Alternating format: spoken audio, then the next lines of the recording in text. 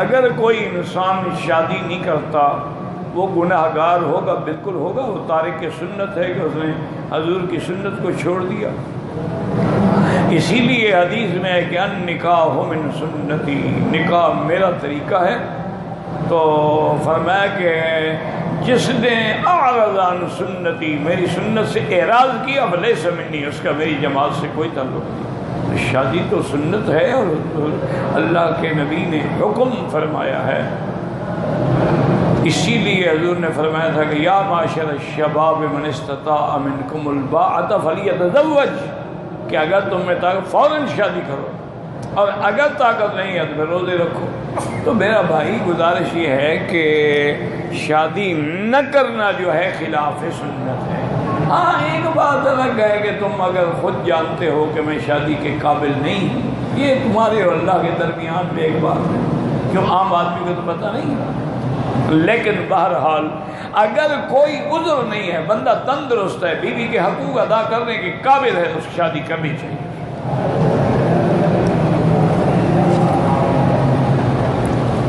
شادی حضور کی سنت ہے، کہتے ہیں فرض، یعنی تم صرف فرض پڑھو گے، باقی کچھ نہیں پڑھو گے، کہ اگر شادی فرض ہو تو کرو گے، اگر فرض نہ ہو تو معنی یہ ہے کہ نماز میں بھی جو فرض ہے وہ پڑھو گے، واجب سنت سب چھوڑ دو گے۔ انا للہ و انا الیہ راجعون۔ اگر تم اتنا شادی سے گھبرائے ہوئے ہو تو پھر ایسی باتیں تو نہ کرو اسلام کے خلاف،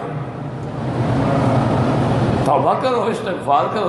حضور نے فرمایا جو اعراض کرے، جو منہ پھیرے، بہانے بنائے، میری جماعت سے اس کا تعلق نہیں ہے۔ اتنی تشدید کے بعد بھی پوچھتے ہو یہ فرض ہے۔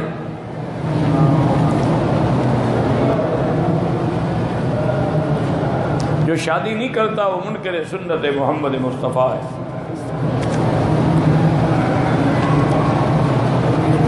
بتایا ہے کہ اگر تمہارے کوئی ایسے حالات ہیں تو چھوڑ دو، پھر پوچھنے کا کیا مطلب ہے۔ کہتے ہیں کہ میں نماز میں بھول جاتا ہوں اور مجھے بڑے بڑے برے خیالات بھی آتے ہیں۔ میرا بھائی برے خیالات آتے ہیں، کوئی بات نہیں، جب اللہ نے میں معاف کر دیا تو فکر کرنے کی کیا ضرورت ہے۔ تم خود خیال نہ ڈھونڈ کے لے آؤ، لیکن اگر آتا ہے آنے دو، کوئی فرق نہیں پڑتا ہے۔ باقی بھول جانا انسان جو ہے، انسان تو بھولتا ہے۔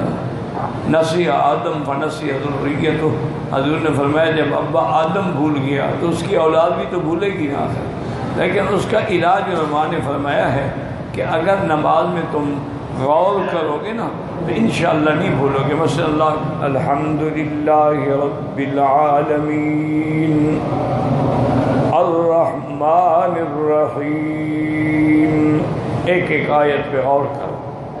جب رکوع میں جب سبحان ربی العظیم،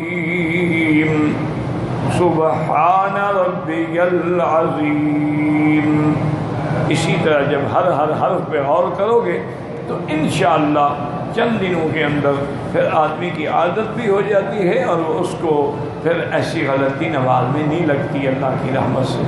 تو یہ تمہارے اپنے بس میں ہے کہ 2 رکعتیں اس طرح کھڑے ہو کے پڑھو کہ ایک ایک۔ بی بی ام سلمہ سے صحابہ نے پوچھا تھا تو آپ نے فرمایا کان یقرأ حرفاً حرفاً، آپ ایک ایک آیت پڑھتے تھے۔ اور کہنے لگی بیٹا کیا پوچھتے ہو، حضور کی نماز کے بارے میں پوچھنے کا، حضور جیسی نماز کون پڑھ سکتا۔